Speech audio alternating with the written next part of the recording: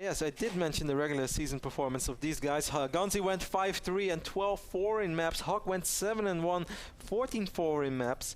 GanZi lost to HuK in the regular season. It was 0-2. He came up 2-0 right now, but it's still 2-2. For the people who are wondering if we have any live games today, all of our playoff games have been played in the recent 24 hours.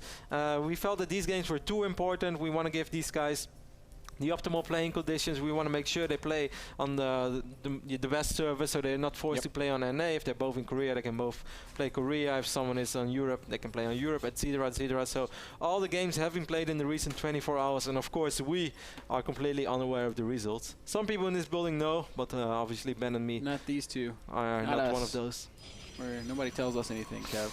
We're a little bit more than halfway through the evening. This is our third best of 5. After this, we got 2 more best of 5s coming up for you guys. After this, we're going to have TVT action. That's just to please Ben. It's his favorite matchup. It's going to be Puma versus Alive. I hope for a nail-biting 3-2 series with 55-minute games. And last but not least, guys, we're going to have Red versus the Muslim as well. Kev, if we have 5 1-hour TVTs, I'm going to walk out back and I'm going to shoot myself in the head. That's okay, man. You can do that, but that also means that you're going to miss Red versus the Muslim. And do you really want to miss that? That's true. I know you don't want to miss that. That's a good point. Oh, Ben, GanZi's going to drop the depot once more. He's going to have to send an SCV, and yes, he will. On Cloud Kingdom, this was a super close goal. Anyway, Ben, deciding game. I'm excited. I would love to see HuK in our playoffs. I know that this has been a very biased cast, more even than normal. And I love GanZi too. He's a fantastic Terran player. Actually, it would be nice to have one more Terran, but I just want to see those moments. I just want to see HuK walk over the red carpet. You have to root for the hometown hero, man. HuK is from Canada, and all the Canadian fans want to see him there. Yeah. It would be unjust if we did not have a Canadian at our Canada finals. Canada, yeah. In any case, as you already mentioned, he is going to be there, but it would just be awesome to see him play in the NASL. And HuK could use a little bit of success as well. He's been going through rough times. He got very unfortunate at the recent DreamHack. He keeps this probe alive. That's always nice when you keep that scouting probe alive. And I think HuK knows that this is a 1 gate over a 1 Rex, no gas, fast expand. Yeah, you got a pretty good read on things. Expansion is building, as you said, Kev. And you're right, HuK has had some recent just bad luck, man. He was 2-1 in his group at DreamHack, but still did not get to advance because of map score. Yeah, I read an interesting topic about that on Team Liquid. Or no, it wasn't Team Liquid. Someone on Reddit posted it and a link to another site. Oh, HuK dropping a second as simulator before a potential Nexus. Well, he's going to follow it up with the Nexus, so no biggie. And that is basically saying just that the round-robin system with the 4-man group is just super outdated and nobody should use it. I'm not sure if you saw it. I did not see that, okay, and I don't know that I agree. It was a very long way. He basically just said that GSL realized a long time ago that the round-robin 4-man groups is just stupid, it's unfair, nobody should use it, and that the GSL system is a lot better for at least some reasons. He's not saying that that's the ultimate system, but it was an interesting blog. It's definitely worth checking out. I really do think it's impossible to find a perfect tournament format.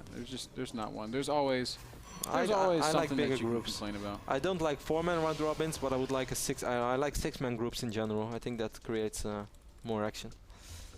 I like watching good Starcraft, and we've had a lot of that here today. As Hero advanced over Young, Stefano advanced over Beastie. HuK is now tied with GanZi, and in Game 5. Sometimes you make no sense. you start an argument and then you just break it off yourself by saying you love good What soccer. were we arguing about? We were not arguing. How is that an argument at all? You were giving your opinion about something, and then I thought you were What gonna. was my opinion?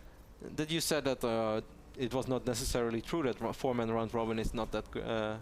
My argument was that there is no perfect format. Yeah, and then you just suddenly went, I love good StarCraft. And I thought, like, now he's going to say what provides good StarCraft. This time, HuK is paying attention. He keeps the Stalker alive. Those are the small things that make a major difference, certainly in your mental state. Losing your first Stalker, always a horrible thing to have happening. Yep, and that first Stalker is so very important for a number of reasons. This time, HuK is right on top of it, not going to let GanZi get those shots off.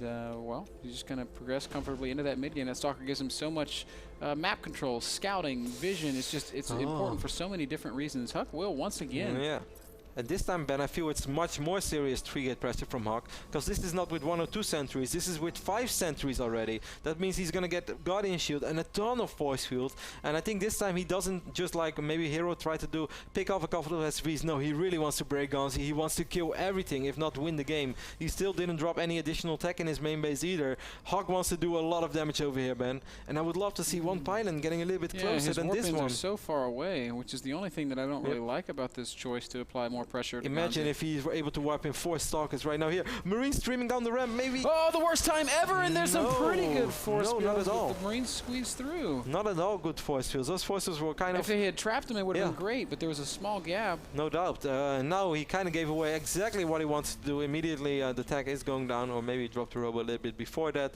But this gives GanZi so much time to prepare, and this is already not going to work anymore. The only thing that this will do is force GanZi to have a little bit of lost mining time, because GanZi is afraid. He doesn't know how many gates there are. In this case it's 3-gate pressure, but who knows, maybe HuK dropped 3 more gates in the process. HuK's gonna poke up that ramp anyway, not gonna kill anything though. Upon seeing that many SCVs, the bunkers, the bio count, he says, that's not gonna work. Backs up, goes home where he has the forge and the robo. And we'll have to move into the mid game. Robotics Bay goes down immediately. He wants to get those Colossi out. If only HuK had a warp-in pylon closer, and if only those warp-ins would have cut off. I'm not even sure if, like, with those 3 force fields, if he would have cut off those 6 Marines, Ben. Obviously it would have been good, but I don't think 6 Marines would have made a difference. What really would have made a difference is that he could crush these bunkers really quick, and the moment you give more time, it's going to be a lot tougher, because then SCVs can sort of surround the bunkers, and then it's going to be very hard to break. And look at HuK's basement, 5 more gates going up. I think we're going to see a very similar push, but this time it's going to be much later. As we can see now already, 2 medevacs are out, so that means he's going to have a ton of time to produce Vikings. If you can realize what's coming, I mean, this is late. GanZi's still I don't think only producing medevacs. The amount of gates that HuK is throwing up kind of gives away the fact that he wants to do something on 2 base, but I almost can't see how it's going to work. HuK's been consistently building, he's like overbuilding gateways, right? And like he's been doing that for a while though. I actually had this conversation with Day 9 once, because White Rod tends to do this. And I was like, wow, man, look at you. No, I just this happened. No. Am I not smart enough to have a balanced discussion with? I'm opening. Fine, I'm I know my the position. discussion up to you, Kev. No, because I thought it was call really. Day 9, I thought it okay. was really silly, and Day 9 said, no. You make the extra gateways, and then you expand again. And if you get attacked, you've got all these warp ins at your disposal. And to me, it sounded kind of. It still sounds a little bit silly, but is it possible that that's what HuK's doing? I don't know.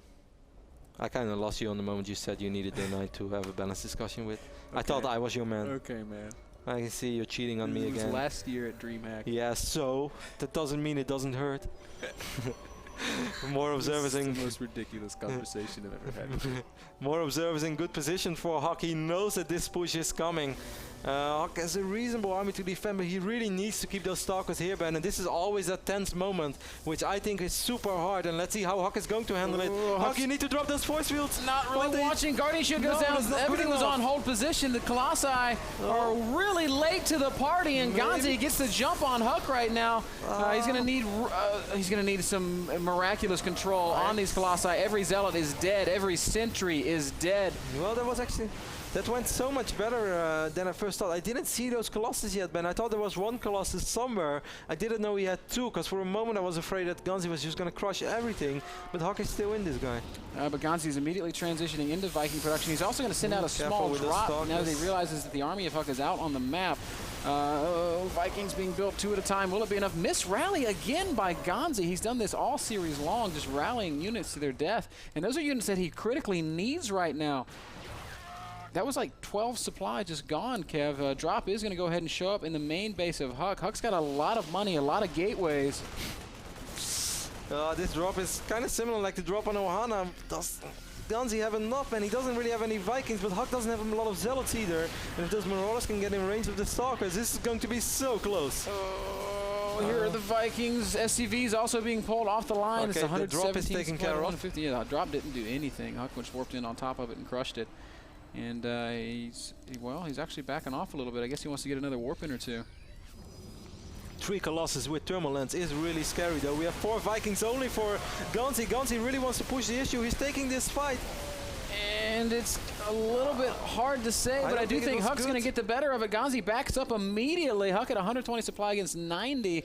Observer sees everything, and HuK's just going to crush forward, and I don't believe it, Kev, but I think we're seeing another big comeback. I think so too. He has a lot of Zealots. They can soak up the damage. The Stalkers can take out these Vikings. This 120 supply against 80. HuK was down 0-2. He was almost not going to make it, but I think he will. Oh, every SCV has died. The bio's melting away. The medevacs have nothing to heal, and they can't shoot, Kev. And that means that HuK, with 100 supply and an empty natural of GanZi, is going to win. The GG comes out. HuK advances 3-2 victory over the Korean Terran GanZi. That means, Kev, that so far we have 5 players qualified for our finals in Toronto. Are there any non-Protoss players qualified? Yes, Stefano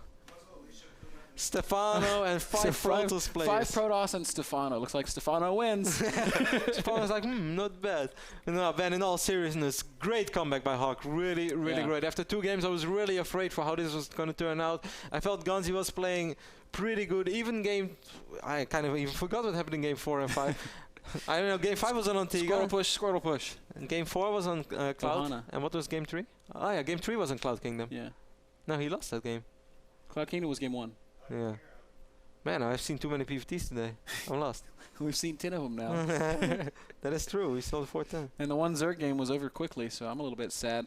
But we do have more great StarCraft action coming up. Dual side, of course. Puma, our reigning champion, will be going up against Alive in a TVT slugfest. It promises to be a great game. We've already seen Alive barely advancing over Polt in the wild cards, and now he has to... Yeah, he played great, though. He did play great. It was a really intense series. But now he's got Puma in his path, and Puma, he's the most successful player in the history of the NASL. He sure is, and still, Ben, once more I want to emphasize that I am really happy that we are going to see HuK at our finals in Toronto. I mean, it was a lot of pressure on him. Everybody wanted to see him there. I'm sure all of his fans were looking forward to watching him play, and it was a big win, and I'm sure that HuK is very happy with this win. Can't wait to see him. We'll be right back after the break with some TVT action. So guys, stick around.